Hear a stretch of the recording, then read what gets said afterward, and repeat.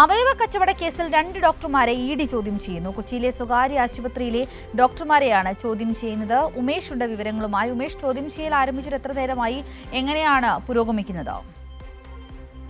ഈ അവയവ കച്ചവടവുമായി ബന്ധപ്പെട്ട് എറണാകുളത്തെ 2 ആശുപത്രികൾ, 2 സ്വകാര്യ ആശുപത്രികൾ ഉൾപ്പെടെ 5 കേന്ദ്രങ്ങളിൽ നേരത്തെ ഇഡി പരിശോധന നടത്തിയിരുന്നു.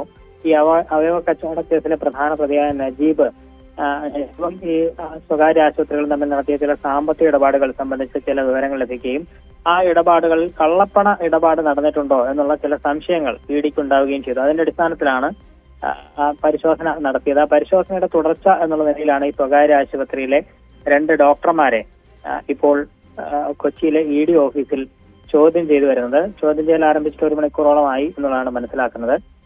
ഈ സാമ്പത്തിക ഇടപാടുമായി ബന്ധപ്പെട്ട് ഏതെങ്കിലും തരത്തിലുള്ള പങ്ക് ഈ ഡോക്ടർമാർക്കോ ആശുപത്രിക്കോ ഉണ്ടോ എന്നുള്ളത് സംബന്ധിച്ച് പരിശോധന നടത്തുന്നതിന്റെ ഭാഗമായാണ് ഈ ചോദ്യം ചെയ്യൽ എന്നാണ് മനസ്സിലാക്കുന്നത്. ഇപ്പോൾ ചോദ്യം ചെയ്യുന്ന ഈ ഡോക്ടർമാർക്ക് പുറമെ മറ്റ് ചില ഡോക്ടർമാർക്ക് കൂടി ഇഡി നോട്ടീസ് അയച്ചിട്ടുണ്ട് എന്നുള്ളതാണ് ലഭിക്കുന്ന വിവരം.